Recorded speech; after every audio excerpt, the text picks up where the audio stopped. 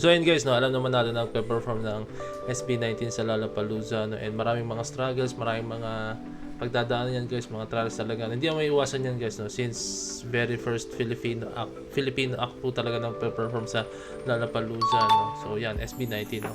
Proven and tested na po talaga yan, no. Iba lang talaga yung magiging setup nito, I think, dahil sa ibang bansa siya, no. So okay.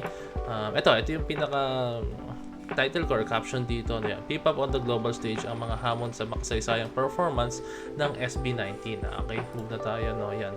Ang pagpasok ng SB19 sa Lollapalooza 2026 sa Chicago ay isang malaking kasaysayan, no. Dahil sila ang unang homegrown Filipino group na makakatuntong sa main stage ng isa sa pinakamalaking festival sa buong mundo, no. Actually, doon pa lang guys, no, nung nakita natin yung performance ng SB19, no, marami talaga sila mga napag-performan, pero kasi usually guys, alam niyo naman, nag-perform na ng concert all over the world is talagang direct sa mga 18 po talaga, no? As in po talaga, no? Majority po talaga ng nanonood is mga 18 po talaga, no? So medyo iba ngayon po talaga yung dating kasi Lollapalooza is a very well known festival po talaga yan, no? So okay. Yan, una sa lahat guys, no, pag-capture sa casual at non-Filipino audience, no. Yan, sa mga solo concert, karamihan ng nanonood ay 18 fans, no, tulad ng sinabi mo kanina. 18 or syempre sila yung mga fans po ng SB19, no. Yan, napakasunod ng 18, no. Let's go. Yan, sa Lollapalooza, ang crowd ay binubuo ng mahigit 100,000 katao bawat araw at marami sa kanila ay walang ideya kung ano ang P-pop, no. So, actually guys, maging bago sa panlasa nila yan, bago sa pandinig nila ang P-pop, no. So SB19 ang magi-introduce hindi lang P-pop kundi kung paano ba talaga ang touch or yung pinaka-approach ng mga Pinoy pagdating po talaga sa sa musika na ginagawa ng mga Pinoy po talaga, no? Okay. Yan, challenge yan. Isa sa mga challenge nila guys, no.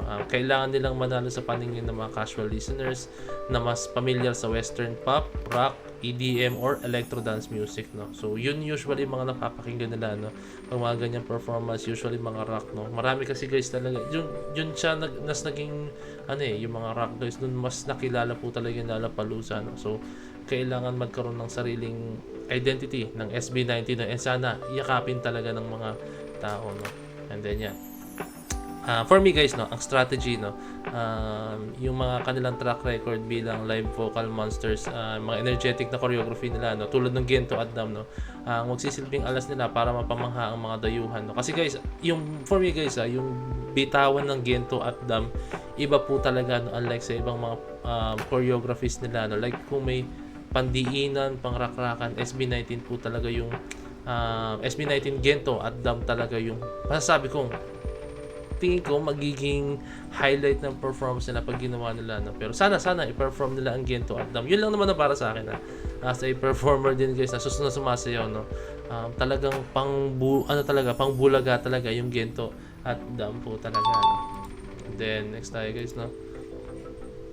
Yun yung festival grind at logistics guys, no. Iba ang setup ng festival sa isang stand-alone concert po guys. So ibang-iba po talaga yan, no? Okay, no. Short set times, no. Karaniwan 45 hanggang 60 minutes lang ang binibigay sa mga non-headliners, no. Ako guys, nakita ko na to, na research ko lang po. Hindi ko lang sure guys, hindi ko lang po sure guys. Ito lang po yung nakita ko, no.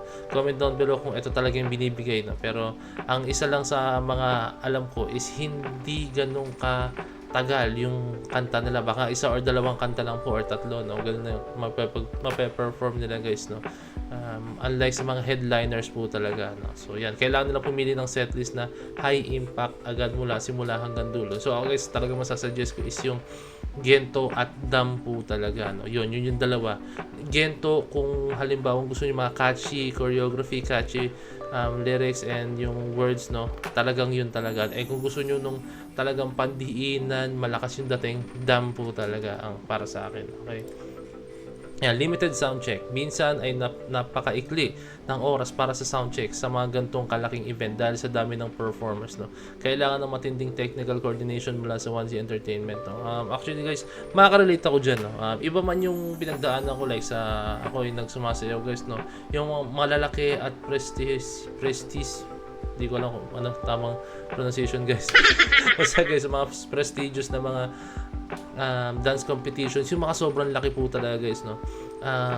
Limited, sobrang strict nila sa oras, no. Minsan binibigyan na sa amin guys dalawang stage blockings lang and then isang solid run po, no. And then hindi ko lang alam, tapos binubuo lang po yun ng 3 to 5 minutes, no. And kailangan na puno mo yung lahat yun. And then sunod-sunod po yan, nakapila po lahat ng performers po doon, guys, no. So depende po yan sa magpe-perform, no. So yun, guys, ayun yung para sa akin lang, guys, no. Kaya I'm very sure, guys, mas malaki to 100 times sa mga or 10 times sa mga pinag-performan ko na mga dance competitions, kasi ito ay talagang worldwide po talaga ito. Although na may mga competitions ako sinalihan, guys, na international na, pero iba lang kasi yung dating nito, no. Mas kilala lang po talaga ang Lollapalooza po talaga, guys, no.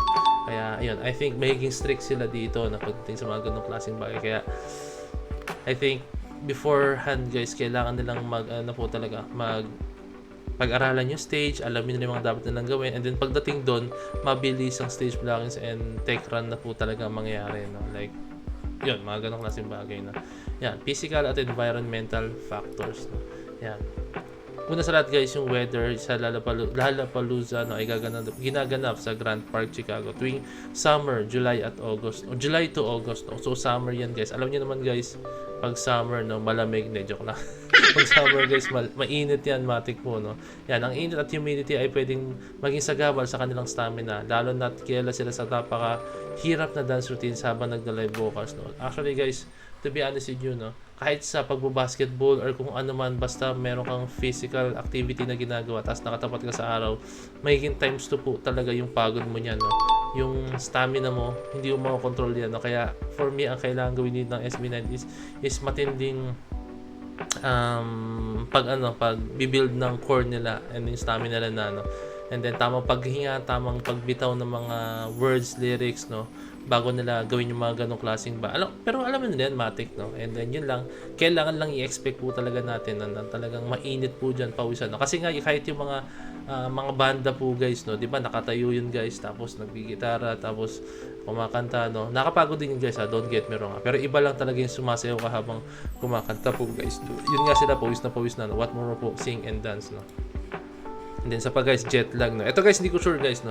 Hindi ko sure kung ano po paano yung setup nila sa papunta doon, no, kung a day before. I'm very sure naman, guys, hindi naman yan mismong concert, no. Hindi naman yan, guys, no. Pero hindi ko alam kung paano setup nila, pero kung sakali baka magkaroon sila ng jet lag or di ba, kung saan man sila nanggaling, kasi syempre yung pagkakaiba ng oras, guys, no, di ba. And then cultural at language barriers, no, yan. Bagamat marami sa kanilang kanta ay English, no, bihasa sila sa pakipag-usap, pero yung branding kasi ng P-pop, guys, no, bago pa rin yan sa global stage po talaga, no. So for me, pwede silang kumanta ng mga English songs nila, pero mas para sa akin kasi mas marami silang mga kanta na Tagalog na sobrang impactful po talaga, guys, no. Kaya ayun yung magiging challenge po talaga sa SB19, kung paano nila tatagusin yung mga tao na yun, no? Yung mga casual listeners po na yun, guys, no? Okay, no, yan. Identity. Paano nila itatampok ang pagiging Pilipino tulad ng mapa and doon ka, no? Para makaka-relate pa rin ang mga tao taga-ibang bansa sa hindi nakaintindi ng Tagalog, no? So for me, challenge yan. Kahit ako, guys, hindi ko alam kung paano. I think Onesie Entertainment or SB19 mismo makakaalam yan kung paano sila tatagos sa mga casual listeners na nandun. I'm pretty sure, guys, maraming 18 na pupunta, guys, dyan, no? Pero yun nga, kailangan makaisip sila ng paraan kung paano sila makakatagos po talaga sa mga casual listeners po talaga, guys, no? So sila po ang nakakaalam niya, sila po ang professional dyan, guys, no? Okay, no?